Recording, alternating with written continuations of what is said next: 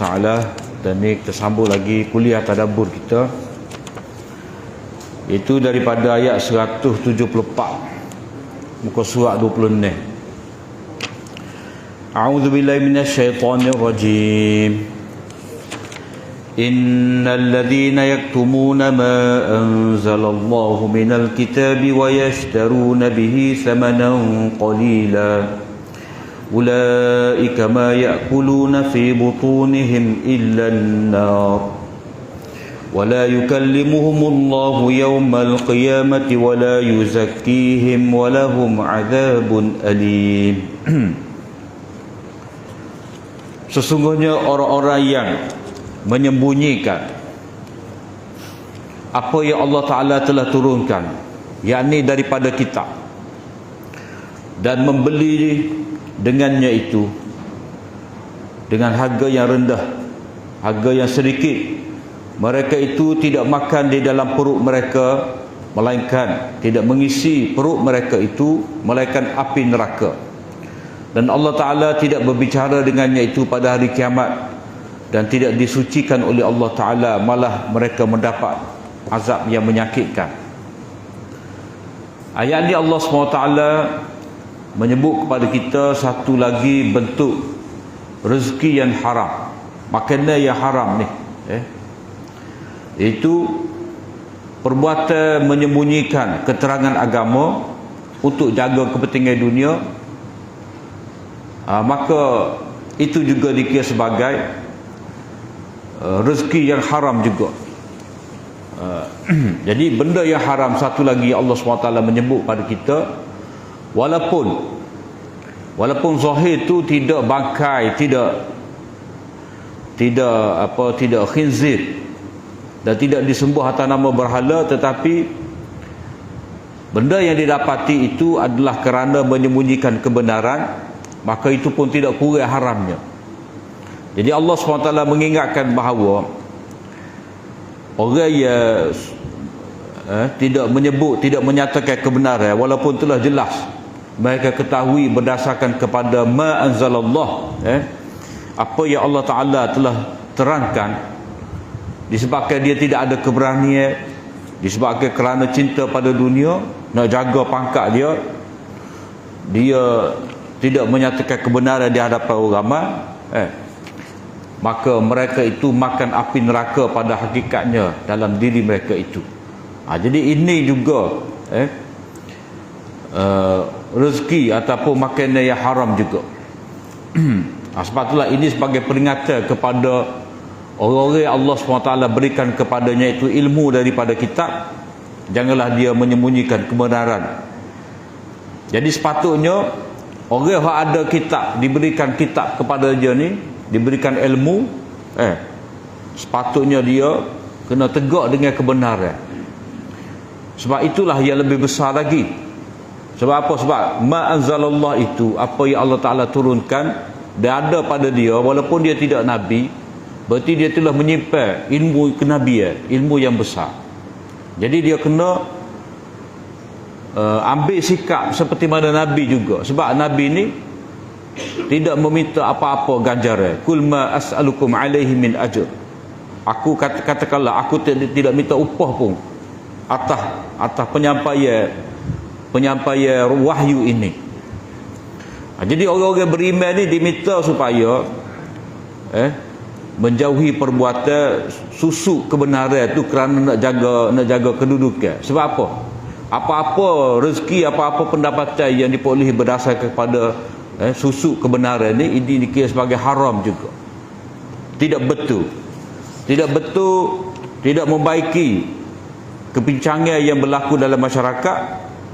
Itulah menyebabkan kemurkaan Allah SWT. Sebab bila tak buka mulut, bila dia zip mulut dia tu, itu kaitan ayat ni dengan ayat yang ke sebelum dia tu 173. Dan Allah SWT isyaratkan juga kepada kita di sini berkenaan dengan ahli kitab ni, satu lagi tashkik mereka. Tashkik mereka dalam bab halal haram ni, dalam bab kiblat, dalam bab Safa Marwah. Dalam bab kebenaran itu hanya pada Yahudi ataupun Nasrani. Di sini Allah Ta'ala isyarat satu lagi bentuk propaganda ataupun taskik keraguan yang dicetuskan oleh ahli kitab ni untuk menyengkak orang lain daripada beriman kepada Nabi SAW.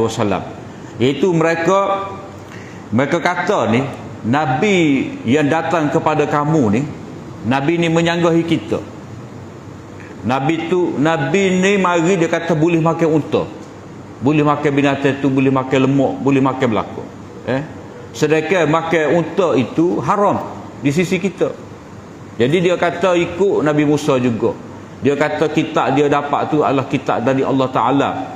Tapi dia ni banyak menyalahi kita. Dia makan unta, sedangkan syariat kita tak makan unta. Jadi orang-orang Yahudi dia cuba memperdayakan orang-orang beriman, terutamanya hak lemah iman yang berada di Madinah tu, mereka sebut benda ni. Jadi Allah SWT nak beritahu bahawa unta tu tidak haram, boleh makan sebab ia daripada an'am juga. Dan dalam syariat Taurat, dengan kedatangan Nabi yang baru ni, benda-benda yang haram, yang diharamkan kepada umat dahulu halal. Macam unta tu kalau mengikut Nabi Yaqub ni, dia mengharamkan makan unta ke atas diri dia. Sebab apa? Sebab dia bernazar pada Allah Ta'ala, kalaulah penyakit dia sembuh, dia tak boleh makan unta tu.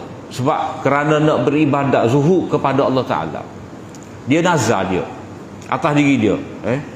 Sebab dia kira sebagai mensyukuri nikmat Allah Ta'ala, dia sembuh daripada penyakit, dia tak boleh makan. Jadi orang Yahudi dia faham benda tu bila haram kepada Nabi Yaqub, haram juga kepada mereka. Tetapi hak sebenarnya yang diharamkan kepada mereka tu bukan kerana Nabi Yaqub tu mengharamkan, sebab apa yang Nabi Yaqub kan haram, apa yang Nabi Yaqub haram tu sebenarnya dia haram atas diri dia saja, tidak ada kena-mengena dengan umat dia. Jadi kalau kita baca dalam ayat dalam surah Al-An'am, Allah SWT menyebut ada berapa jenis binatang yang diharamkan. Wa 'alal ladzina hadu harramna kulladzi zufur. Kata orang Yahudi ni, kami haramkan binatang yang berkuku, kaki dia tu buka, ayam, itik, apa semua tu, angsa. Allah Ta'ala kata benda-benda tu diharamkan kepada mereka. Begitu juga lemak, kecuali lemak yang ada lekat dengan daging, yang ada atas belakang, seperti bonggol, tu tak apa. Tapi kalau lemak tu, lemak yang mudah dipisahkan daripada daging, itu haram kepada mereka. Jadi Allah Ta'ala kata benda-benda tu diharamkan kepada Bani Israel disebabkan apa? Zalika jazainahum bibaghihim. Benda-benda tu diharamkan kepada mereka kerana perbuatan jahat mereka, kezaliman mereka. Jadi Allah SWT nak beritahu bahawa apa yang Allah SWT haramkan kepada Nabi, apa yang Allah Ta'ala haramkan kepada Bani Israel bukan kerana syariat, bukan kerana syariat Taurat, tetapi kerana kejahatan mereka. Jadi mereka tu susuk punca sebenar Allah Ta'ala haramkan benda tu kepada mereka, iaitu zalika jazainahum bibaghihim wa inna lasadiqun. Hak sebetulnya unta apa semua tu, binatang yang berkuku diharamkan ke atas mereka adalah kerana kejahatan mereka sendiri, pelanggaran mereka terhadap perjanjian, bukan syariat daripada Allah Ta'ala. Jadi orang Yahudi dia angkat isu ni dengan dia kata Muhammad ni dia bukan Nabi. Kamu nak percaya dia Nabi tu macam mana? Sebab dia ni menghalalkan benda yang haram di sisi kita. Kita haram, dia halal. Jadi pelik tak boleh nak ikut. Itu kebenaran kejahatan pokok Yahudi, dia susuk kebenaran tu. Kemudian kalau kita baca dalam surah Al-An'am, Al-A'raf, ini boleh tanda. Dalam surah Al-A'raf ayat 156 157. Ini pun berkenaan dengan kitman juga, susuk kebenaran. Yang mana Allah SWT sebut dalam dua ayat ni, itu Allah SWT telah buat, Allah Ta'ala telah beritahu dalam Taurat bahawa akan datang seorang Nabi ni, yang tertulis nama dia dalam Taurat dan Injil. Pak Nabi ni menghalalkan benda-benda yang baik, mengharamkan benda-benda yang kotor, benda-benda yang keji. Dan Nabi ini juga, yakni Nabi SAW ni juga akan mengangkat beban yang telah dikenakan atas mereka. Iaitu apa?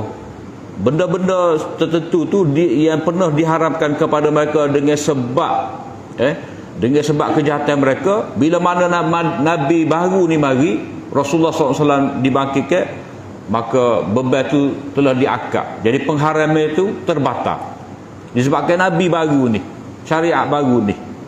Jadi waktu tu mereka tidak bersyukur. Mereka tidak bersyukur kepada Allah SWT dengan kedatangan Nabi yang baru ni, sebab Nabi inilah akan menghalalkan semula untuk mereka tu benda-benda yang pernah diharamkan ke atas mereka disebabkan kejahatan mereka. Jadi mereka susuk. Mereka jadikan binatang-binatang itu haram kepada mereka. Mereka jadikan itu sebagai isu untuk meragukan orang beriman. Nabi ini kata halal, kita haram, kata mereka. Tapi sebenarnya haram tu ke atas mereka kerana kejahatan mereka sendiri. Mereka susuk benda tu. Jadi Allah Ta'ala memberi amaran kepada mereka itu, kejahatan mereka kerana sembunyikan kebenaran dan nak jaga dunia tadi. Itu berarti dia telah tukar kitab Allah dengan dunia. Lepas tu hasil tu mereka makan, dan tidaklah mereka makan letak dalam perut mereka tu melainkan api neraka. Jadi wala yukallimuhumullahu yaumal qiyamah, di hari akhirat tak ada perundingan dengan mereka itu. Dan mereka tu tak ada peluang untuk dibersihkan daripada dosa-dosa mereka, dan mereka kena azab Allah Ta'ala. Jadi ini juga selain daripada menyembunyikan kebenaran, mereka ni tidak bersyukur dengan kedatangan Nabi yang baru itu. Ulaika allazina ishtaraw ad-dalalata bil huda wal 'adzaba bil maghfirah. Mereka itulah orang yang membeli kesesatan dengan meninggalkan petunjuk Allah Ta'ala. Jadi sepatutnya dengan ma anzalallah itu, dengan apa yang Allah Ta'ala turunkan kepada mereka itu, dia mendapat hidayah, tetapi mereka beli, tukar untuk mendapat kesesatan. Dan juga dengan ma'anzalallah itulah mereka patut mendapat keampunan, tetapi mereka tukar dengan azab. Fama asbarahum 'alan nar, nah mereka tu dengan api neraka. Maknanya fama asbarahum 'alan nar, ini orang panggil uslub ta'ajjub. Betapa mereka tu boleh bersabar dengan api neraka. Mana setara mana kat demo boleh tahan api neraka ni? Dah. Maknanya ini satu ancaman Allah Ta'ala kepada mereka. Ataupun mereka tu memang seorang yang tidak guna akal fikiran mereka. Sebab apa? Sebab sanggup tinggalkan ma'anzalallah kerana nak jaga kepentingan dunia tadi. Jadi jaga kepentingan dunia sebenar tu adalah kesesatan sebab kepada azab. Jadi mereka ni boleh lah sabar tu, boleh sabar tu atas api neraka, sedangkan tak ada siapa pun yang dapat menanggung azab api neraka. Jadi pelik benar mereka ni. Jadi Allah Ta'ala menzahirkan rasa takjub terhadap golongan mana lebih rela dengan azab disebabkan sikap engkar tadi. Zalika bi anna Allah nazzala al-kitaba bil haqq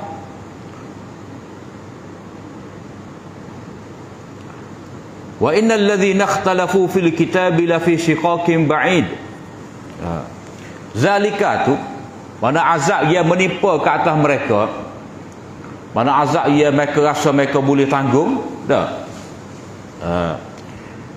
Dan juga kemurkaan Allah Ta'ala ke atas mereka tu kerana apa? Kerana Allah Ta'ala telah pun menurunkan kitab dengan kebenaran. Maknanya Taurat tu mari kepada Nabi Musa dengan jelas bahawa ada Nabi akhir zaman. Kamu orang Yahudi kena beriman dengan Nabi akhir zaman. Begitu juga Al-Quran yang diturunkan kepada Nabi sallallahu alaihi wasallam, yang mana mereka tu disuruh supaya beriman, turun dengan kebenaran juga, turun daripada Allah Taala. Jadi semua ni ma anzalallahu lakum, bukan daripada bisikan syaitan. Jadi Allah Taala sendiri yang menurunkan kitab dengan kebenaran sebagai hak, perkara hak, dan bukan sebagai batil. Tetapi mereka walaupun tahu, mereka susuk kebenaran tadi. Wa innal ladzina ikhtalafu fil kitabi la fi shiqaqin ba'id. Dan sesungguhnya orang-orang yang berselisihan berhubung dengan kitab ni, benar-benar mereka ni dalam keadaan suka berdegil, engkar, nak cari balah aja, suka nak melawan aja. Ba'id mana jauh daripada dapat hidayah, mana payah nak patah balik. Sebab apa? Sebab mereka ni cara cari nak balah aja, tahu nak cari balah je. Jadi sikap orang kafir tadi, yang mana layak mereka tu mendapat kemuliaan Allah Ta'ala tadi, sebab mereka ikhtilaf pada kitab, sedangkan kitab Allah jelas, jelas tu keterangan daripada Allah Ta'ala. Jadi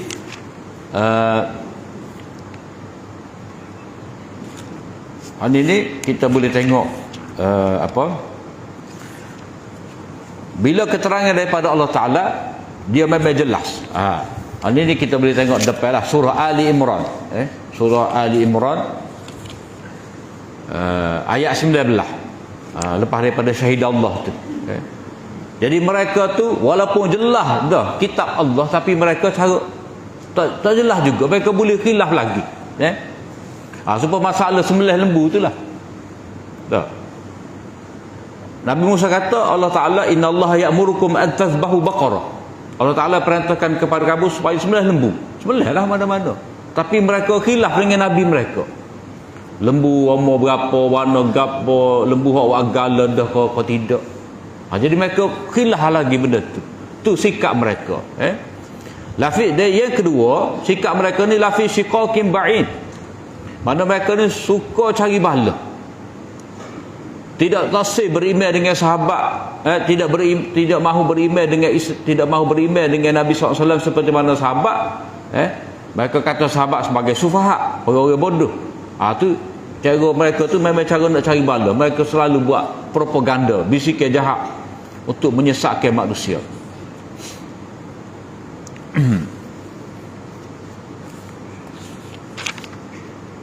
Kemudian penjelasan Allah SWT kepada kita berkenaan dengan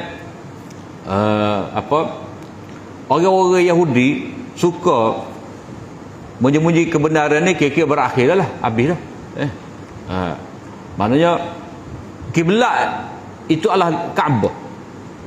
Begitu juga Safa dan Marwah tu daripada syiar Allah Ta'ala.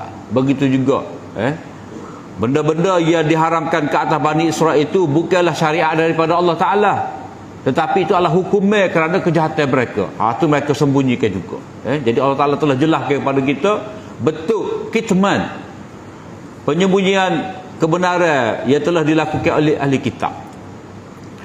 Kemudian di sini pula Allah SWT nak menjawab syubhat, ataupun Allah SWT nak menjelaskan kedudukan sebenar dakwah ahli kitab ni, yang mana mereka ni terlalu membesarkan isu arah kiblat ni, dan juga mereka ni mementingkan rusumat, adat-adat, dan mereka ni hanya bertaklid, tak seubah.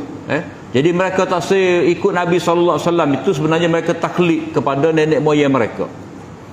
Mereka berdegil tak seikut syariat Nabi sallallahu alaihi wasallam, tak mahu ikut kiblat yang telah ditetapkan oleh Allah SWT, yang telah ditegaskan oleh Nabi Ibrahim. Ini adalah semua kerana adat resam, ataupun mereka taksub, taklid buta kepada pemimpin-pemimpin mereka.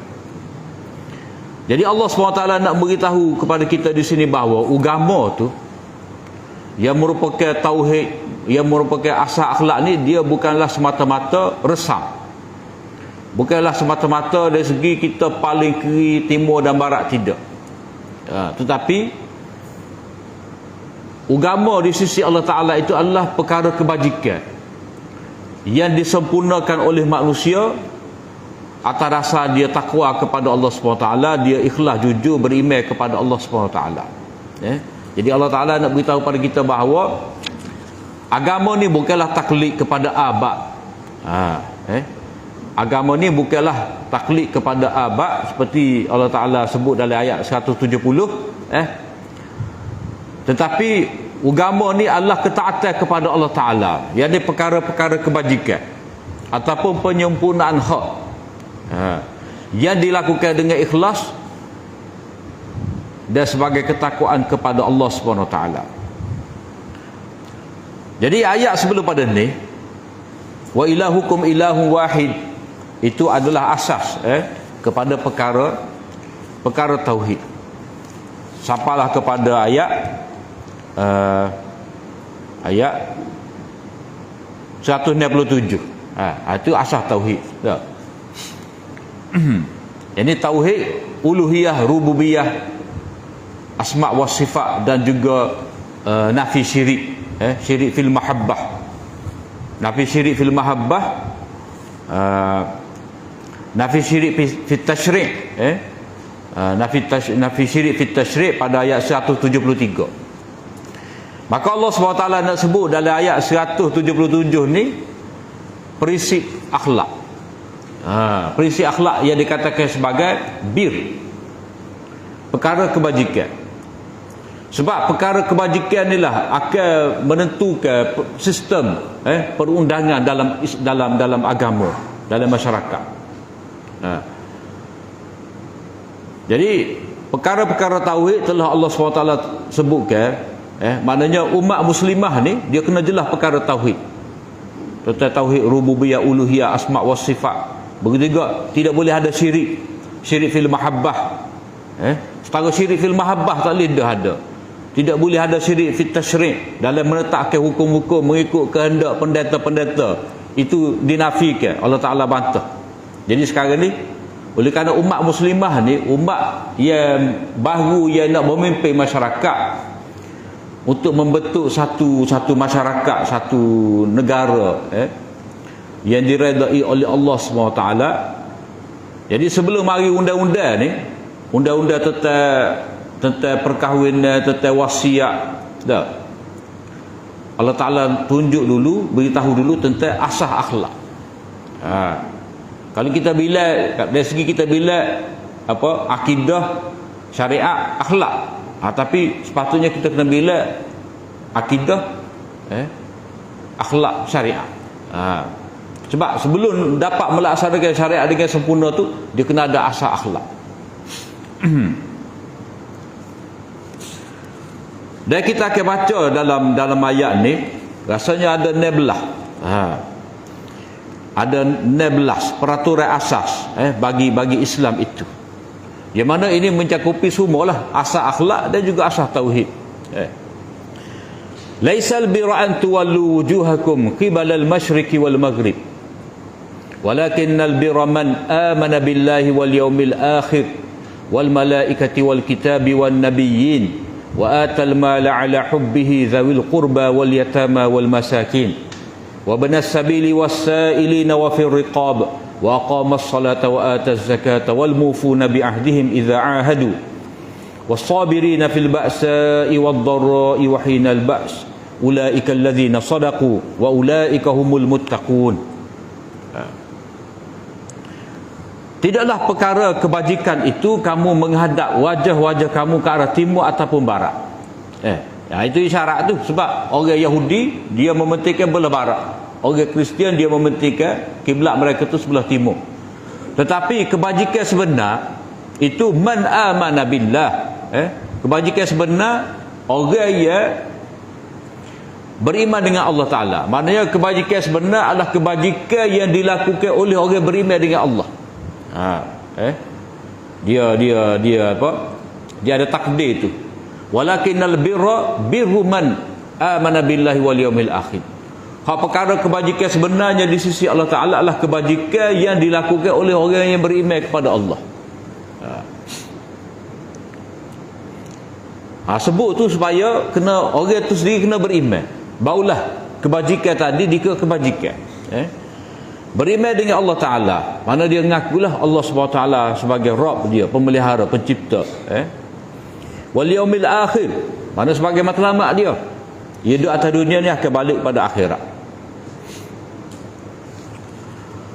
Wal malaikah, beriman dengan malaikat, sebab malaikat inilah silsilah, rantaian ataupun halqah, ia menyambung antara Allah SWT dengan hamba-hamba dia. Maknanya Allah Taala akan mewahyukan kepada nabi dia melalui malaikat. Maka kena beriman, percaya dengan malaikat.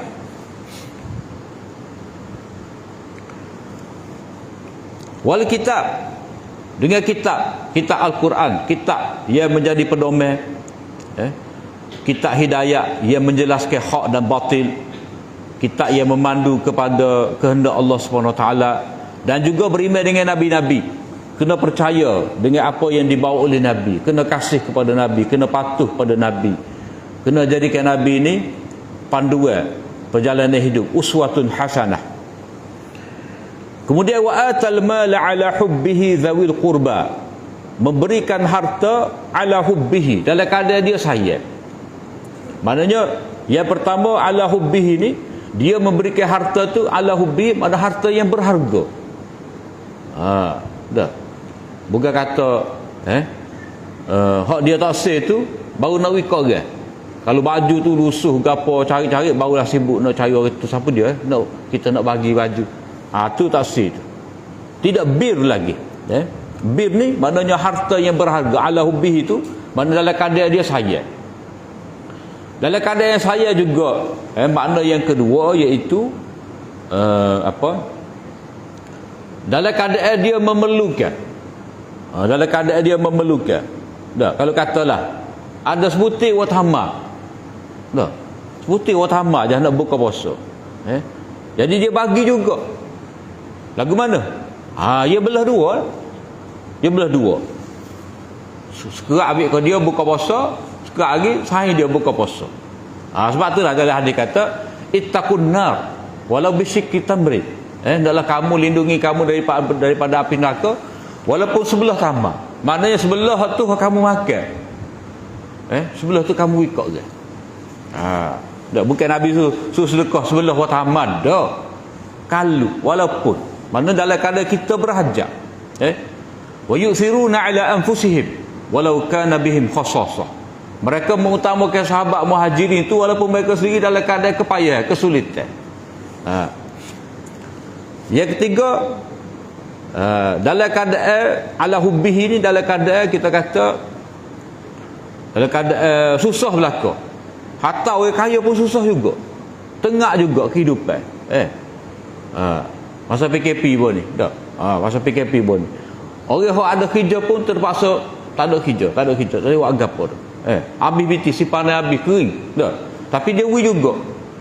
Ala hubbihi. Mana dalam keadaan dia memerlukan. Jadi ala hubbi itu mana dalam keadaan dia sayang. Dalam keadaan dia rasa umur dia panjang lagi. Banyak benda, banyak tanggungjawab, tapi dia tetap bagi. Tidak kata selbing tidur tu tak ada nak buat gapo umur 90 tak baru sibuk nak sedekah. Tidak kata habis umur tu baru nak sedekah. Tidak. Masa sahih, sihat, syahih, saya benar pada harta, masa tu sedekah. Beri pada siapa dia? Zawil qurba, anak beranak. Maknanya kalau pakak fikir anak beranak susah banyak perkara. Hak depan tangga, hak depan tangga, hak anak beranak dekat sepupu sepapak. Jadi masing-masing fikir nak beri kepada anak beranak masing-masing. Cara lagu ni lah dia tidak akan jadi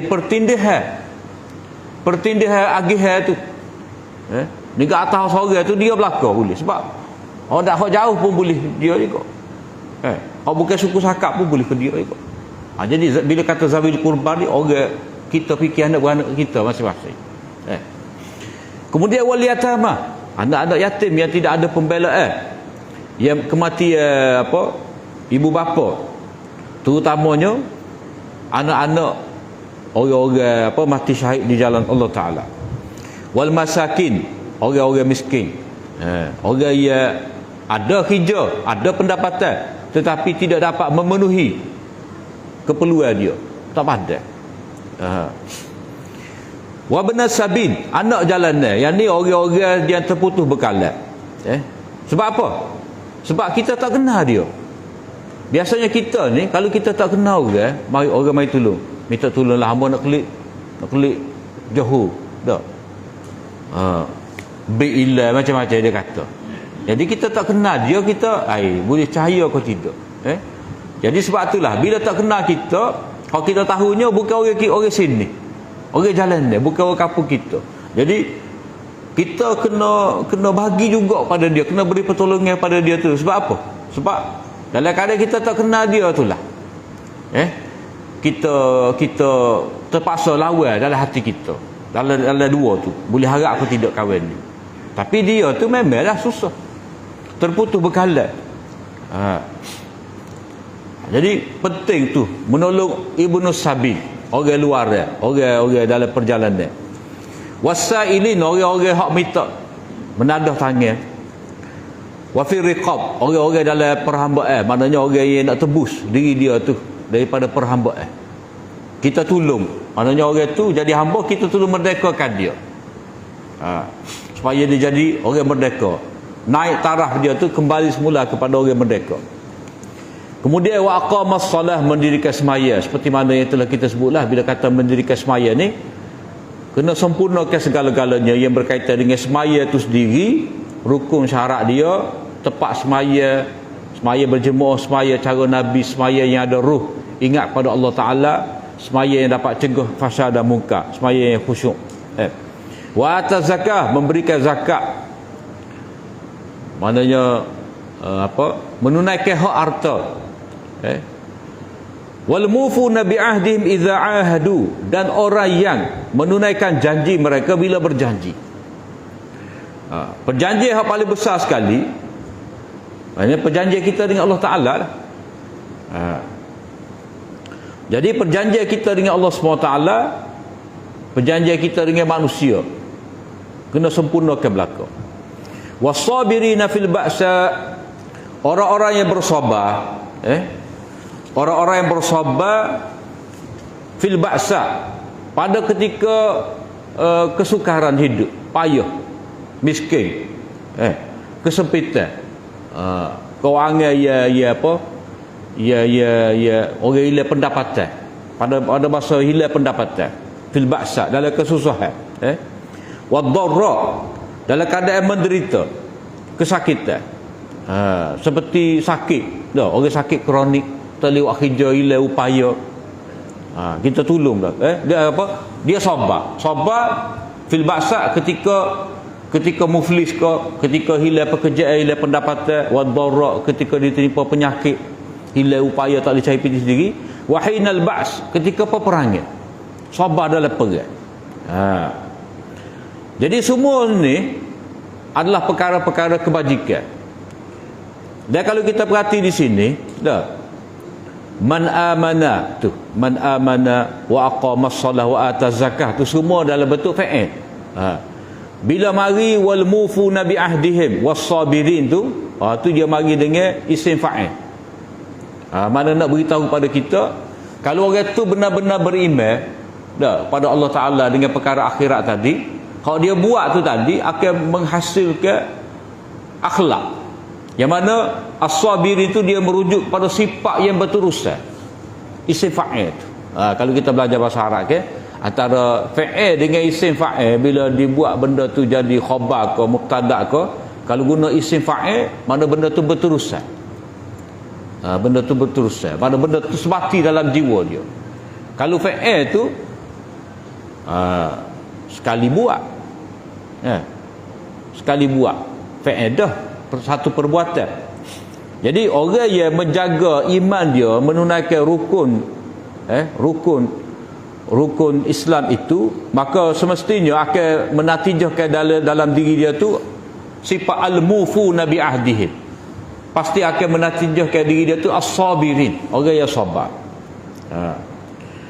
Yang mana isim fa'il ni, maknanya terhasil ni, maknanya akan ada dalam diri dia tu azmun wa hazmun, keazaman dan keteguhan, ketegasan, semangat kuat nak buat sesuatu. Jadi Allah Ta'ala kata mereka ni ulaikal ladzina sadaqu, mereka ni lah orang yang benar dalam dakwah. Maknanya kalau kata orang buat kebajikan, kami lah kena ada hak ni, barulah mereka tu benar sebagai orang buat kebajikan. Wa ulaika humul muttaqun, dan mereka itulah orang-orang yang bertakwa kepada Allah Ta'ala. Jadi nak beritahu kepada kita di sini, antara bir, takwa dan benar dalam akidah, dalam tauhid itu, ikhlas, dia berkait. Jadi dia ada tiga. Semua benda ni mana benda iman, benda takwa dan benda keikhlasan. Sebab itulah Allah Ta'ala kata walakinnal birra ulaikal ladzina sadaqu sidqun, orang yang benar. Kemudian wa ulaika humul muttaqun, mereka itu adalah orang-orang yang bertakwa kepada Allah Subhanahu Wa Taala.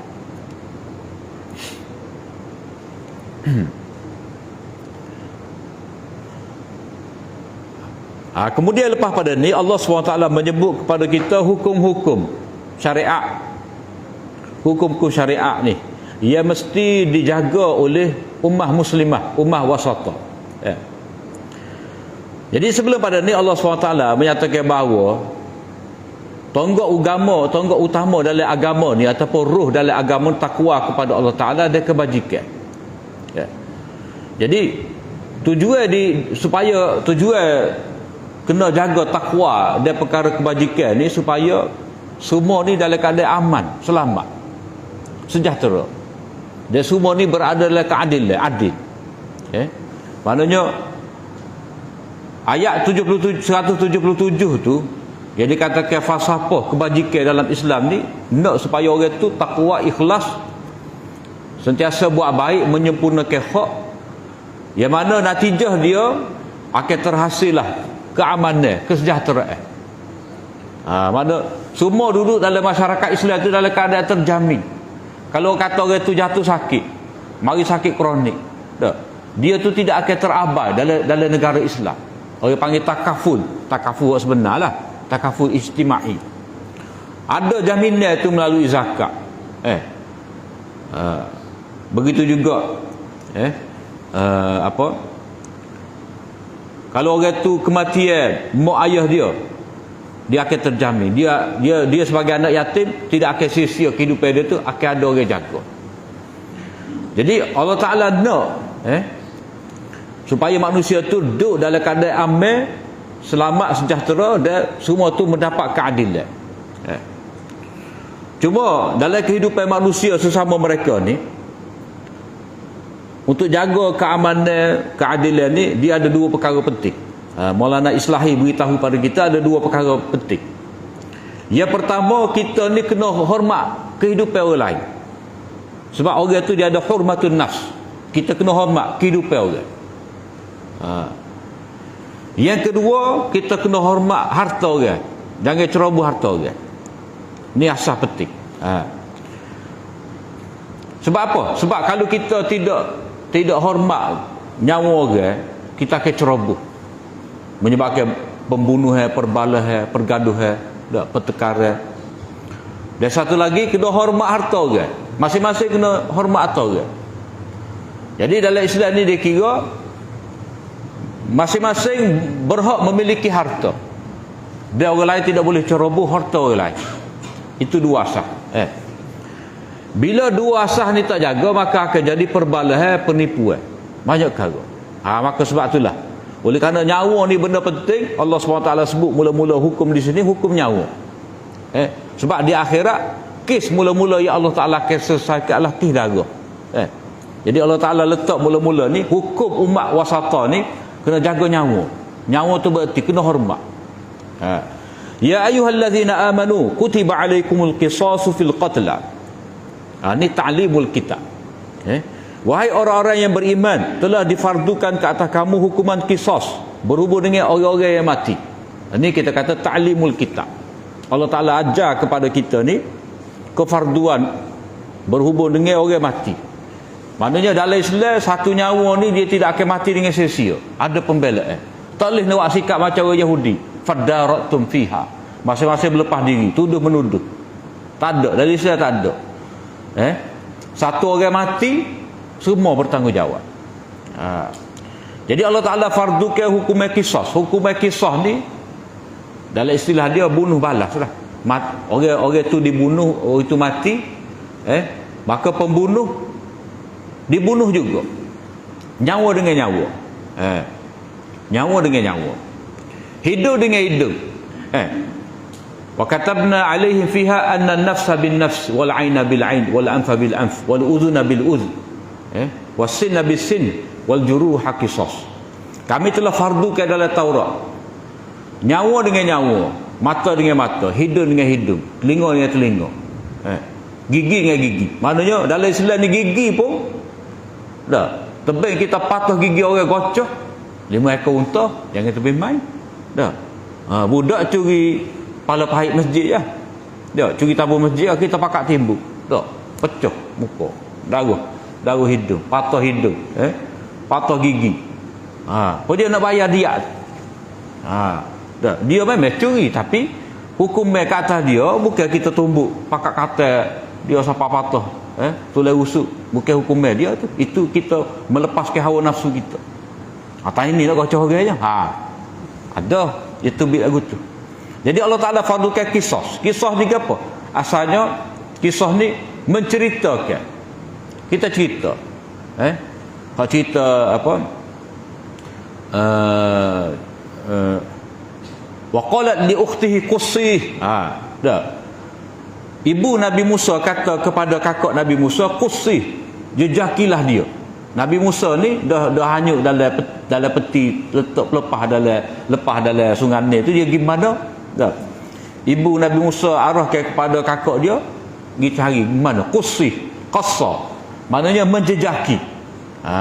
Dah. Kalau kita kata kisah, cerita, maknanya seorang tu kalau dia cerita kena cerita sesuatu.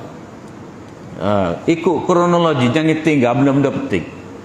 Jadi hukum qisas ni, sebab apa dikatakan hukum qisas, hukum balas? Sebab menjadi tanggungjawab kepada pemerintah untuk menjejaki siapakah pembunuh, kena menyiasat, kena cek, kena tengok cak jari, kena tepat jenayah tu, kena itu lalu, retai kain lalu, jangan orang masuk, kena cek cak jari ke apa semua, kena tanda tepat-tepat tu.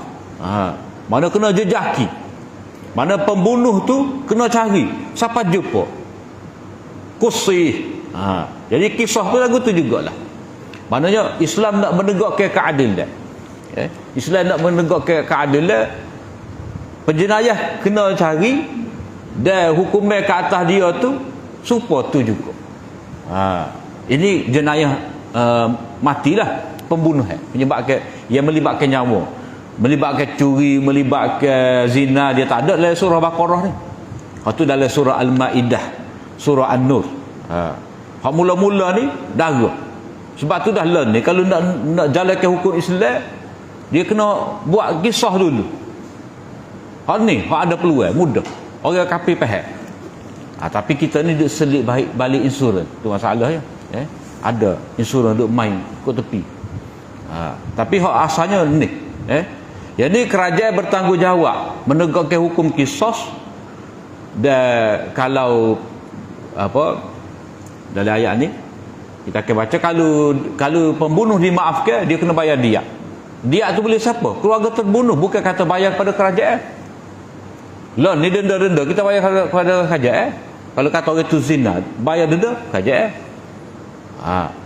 Jadi Allah Ta'ala nak, kalaulah pembunuh itu dimaafkan, pembunuh kena bayar diat 100 ekor unta, dibayar kepada keluarga terbunuh.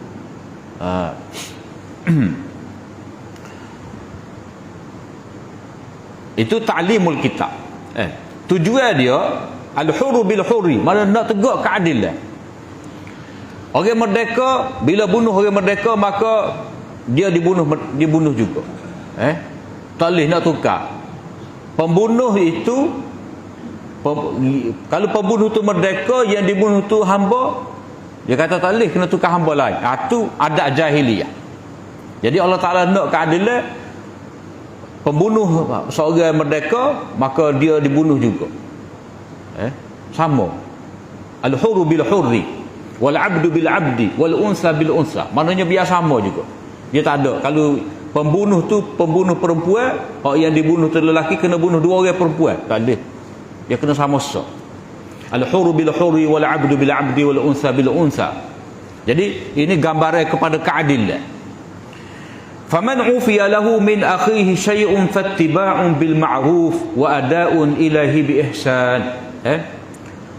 Maka sesiapa yang dimaafkan untuknya, yakni pembunuh tu tadi, bila mana dia telah dimaafkan dari pihak saudaranya, mana Allah Ta'ala nak beritahu, hak kamu bunuh tu saudara kamu.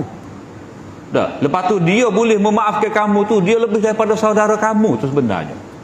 Jadi perkataan min akhi itu menggambarkan betapa tingginya kita kata kemaafan daripada pihak keluarga terbunuh, sehingga dia boleh maaf. Dan Allah Ta'ala kata min akhihi, saudara kamu. Maknanya kamu kena bertanggungjawab tu nak bayar dia. Fattiba'un bil ma'ruf, adalah kamu iringi dengan yang ma'ruf. Yang ma'ruf ni bayar dia lah, ganti nyawa. Wa ada'un ilahi bi ihsan, diserahkan dengan cara yang baik, maknanya tidak bertanggung.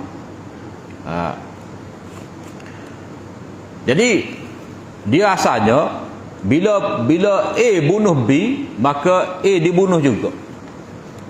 Tetapi bila keluarga B tadi, keluarga terbunuh tadi memaafkan, dia kata mati-mati dah.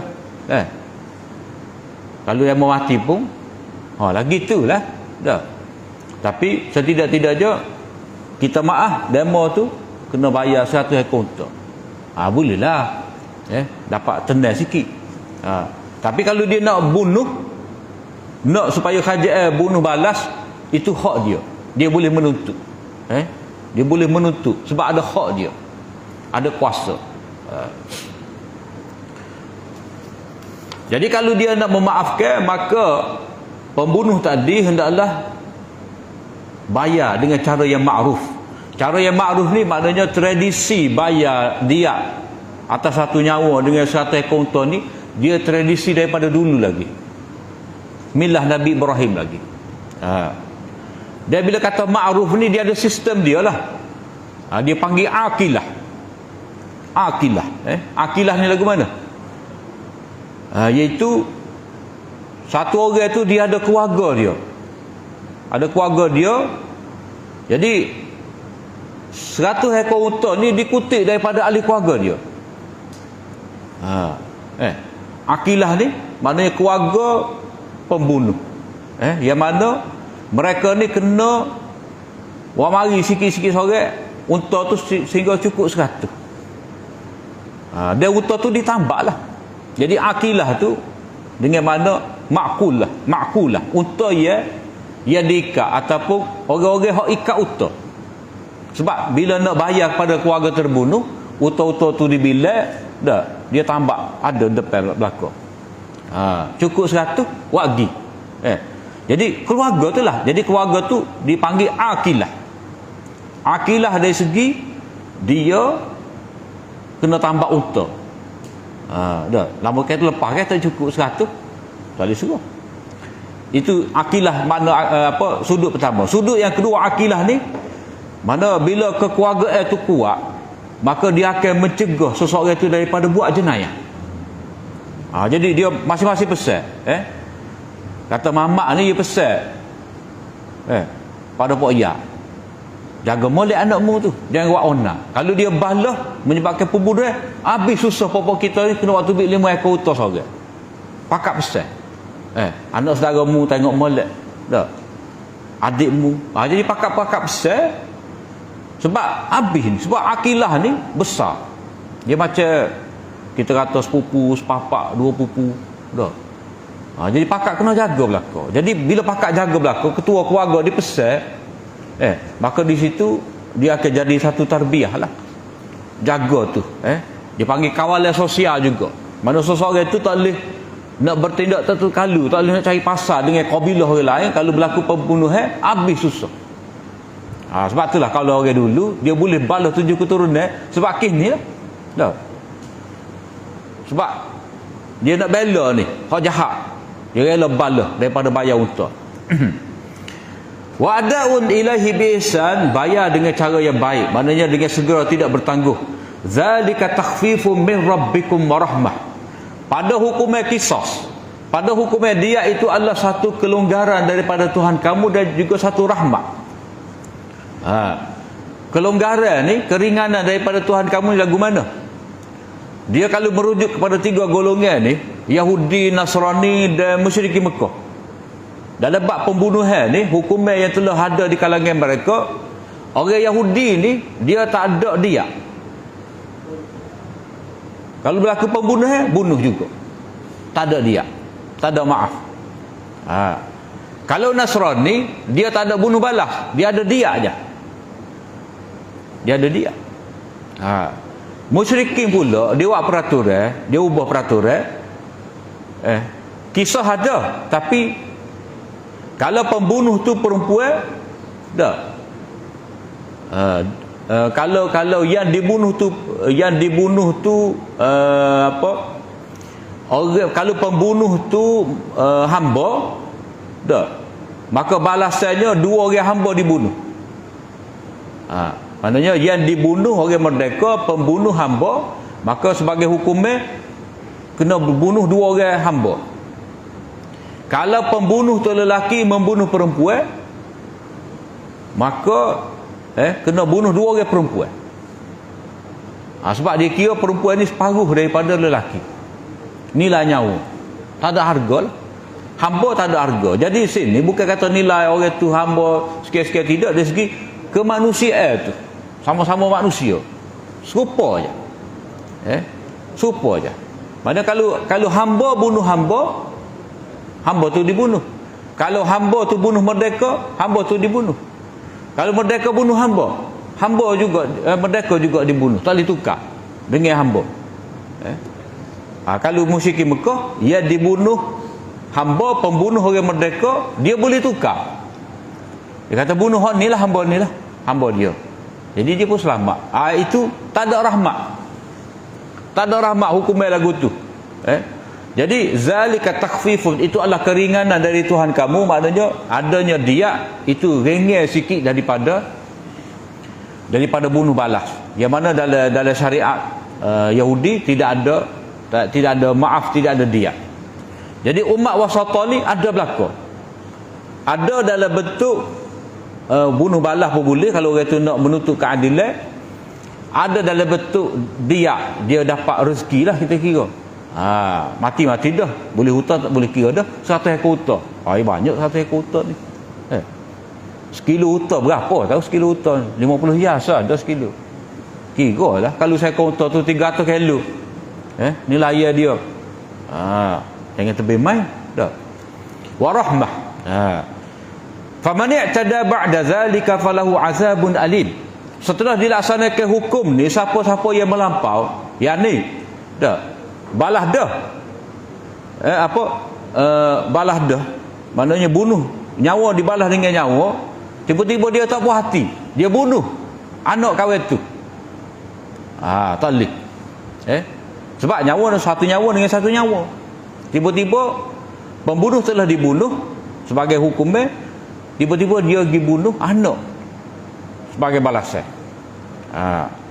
Ataupun dia sudah diambil tapi dia bunuh juga, balas dendam. Ku belakang. Faman i'tada ba'da zalika falahu 'azabun alim. Sesiapa yang telah melampaui ketetapan Allah Taala dalam bab hukum dia dan kisah ni, dia mendapat azab yang menyakitkan. Jadi Allah Taala nak supaya manusia ni duduk dalam keadilan, keamanan. Walakum fil qisasi hayatun ya ulil albab la'allakum tattaqun. Ni ta'limul hikmah. Hikmah ni dalam pelaksanaan hukum qisas. Sesungguhnya pada kamu itu dalam melaksanakan hukum qisas ada kehidupan yang penuh berarti. Wahai orang-orang yang cerdik, yang menggunakan akal. supaya kamu bertakwa kepada Allah Ta'ala.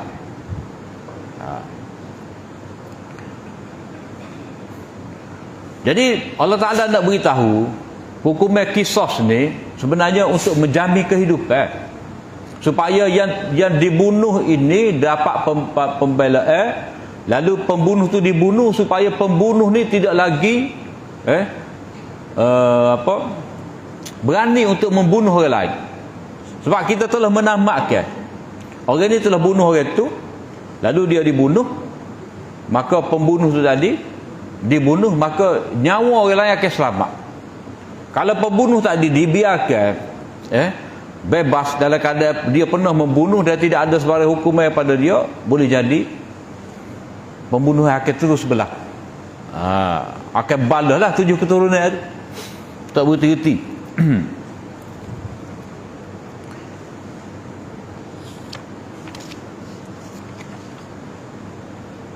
Jadi ayat ni mengajarkan kepada kita ta'limul hikmah, rahsia di sebalik pelaksanaan kisah tadi.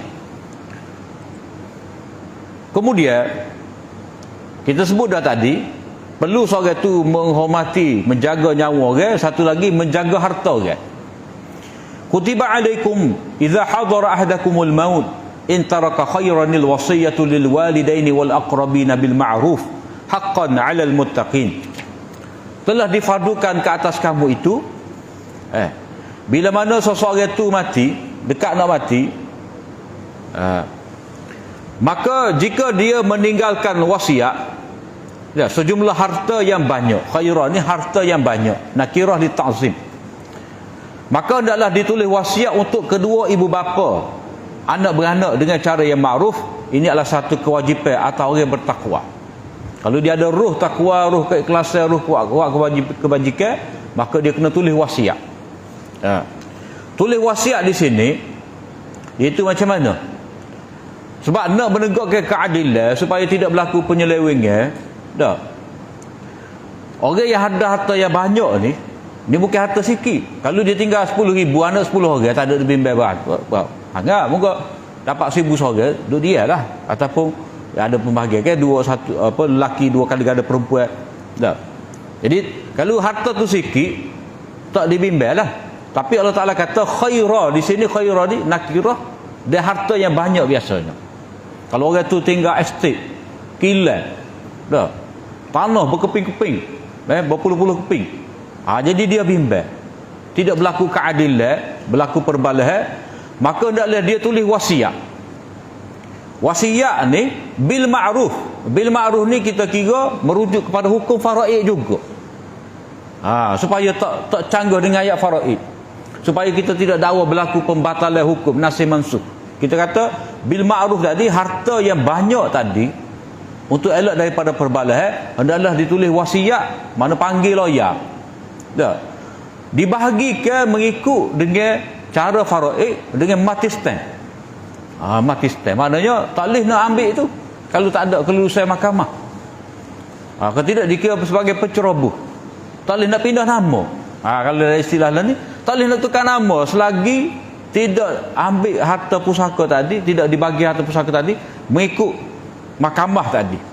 Jadi hak ni bukan semata-mata faraid, tetapi penguat kuasa faraid dengan letak cara mahkamah.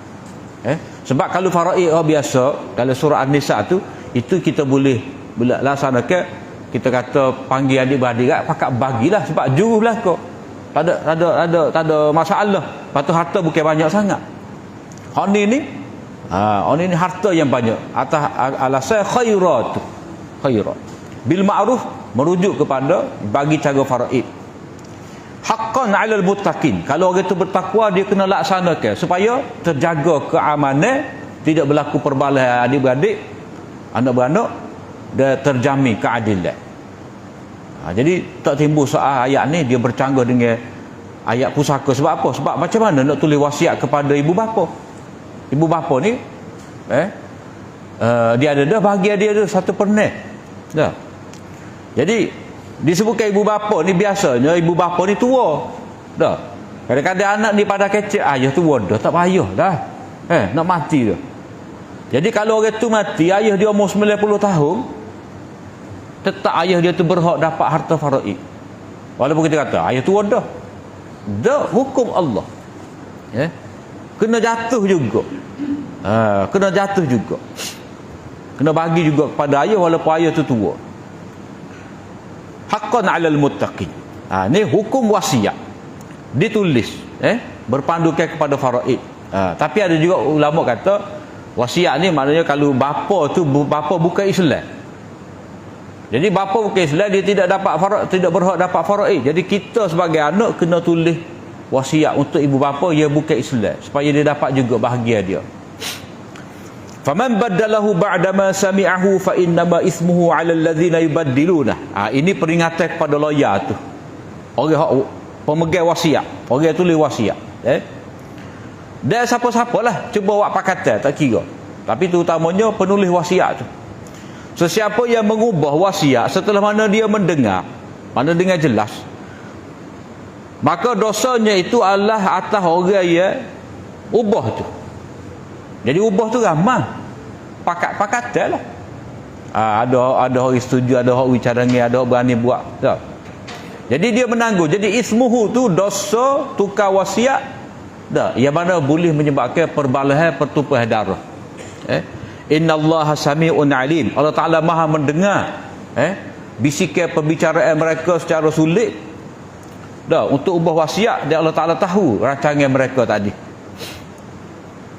Faman khafa min musin janafan aw isman fa aslaha bainahum fala isma alaih innallaha ghafurur rahim. Sesiapa yang bimbang, sesiapa yang mengetahui bahawa orang yang berwasiat itu tidak adil atau melakukan dosa dalam wasiat dia, lalu dia mendamaikan, dia baiki wasiat tadi, dengan membetulkan wasiat menurut aturan agama, maka tidaklah dia berdosa ubah wasiat. Maknanya katalah lawyer ataupun abang hak sulung, hak arah tulis wasiat tu, dia bagi tidak mengikut faraid. Jadi bila bagi tidak ikut faraid dengan cara tidak adil, dia berhak untuk baiki ubah tu. Dia kata guana ni hak lelaki ni sama dapat sama banyak dengan perempuan. Perempuan kena separuh lelaki. Lagu mana abang sulung ni? Abang sulung dapat dua bahagian. Adik bosu lelaki dapat separuh. Ikut seniority. Tak boleh, tak adil. Jadi siapa-siapa hak betul tak apa, walaupun asalnya ubah wasiat tak boleh, tetapi dalam bab islah betul wasiat supaya pergi kepada keadilan, tidak berdosa. Sebab apa? Tujuan tadi nak balik kepada hukum yang telah Allah Ta'ala tetapkan, nak balik semula kepada keadilan. Jadi fala isma alaih, tidak berdosa kepadanya. Innallaha ghafurur rahim. Jadi orang yang telah tulis wasiat dengan cara yang salah, lepas tu bila dia ajak supaya dia betul, dia pun betul, maka Allah Ta'ala mengampuni dosa dia tadi. Walaupun dia berniat nak berlaku zalim tadi, bila orang suruh betul, dia pun betul, maka Allah SWT boleh menerima taubat dia. Jadi semua tu dah berlaku perbalahan, berebut harta tadi kerana apa? Kerana harta ni lah boleh jadi perbalahan tu sehingga pembunuhan. Jadi sebut kisah dulu, bahawa ni orang besar kemudian pergi pada wasiat, sebab tak jaga wasiat boleh menyebabkan pembunuhan, pertumpahan darah. Jadi punca dia apa? Tak hormat nyawa orang lain, tak jaga harta orang lain. Dan penyakit sebenarnya tomok dia ada dalam diri. Jadi tomok dalam dirilah mari perintah supaya orang tu bertakwa pada Allah Ta'ala dengan cara zakat, dengan cara puasa. Jadi puasa ni dapat mendidik jiwa, jadi sabar, jadi hilang tomok. Sebab lapar tu, bila lapar nak nyek hawa nafsu, jadi akan menghilangkan sedikit sebanyak sifat tomok terhadap dunia. Jadi Allah Ta'ala mari kepada kita, datangkan kepada kita di sini ayat tentang puasa. Jadi hak ni pula ta'limut tazkiyah. Ta'limut tazkiyah melalui puasa. Nampak raya setakat itulah hari ni. Apa yang baik dari Allah SWT dan apa yang kurang itu daripada kelemahan diri hamba. Aku liqauli hadza wa astaghfirullah li wa lakum. Assalamualaikum warahmatullahi wabarakatuh.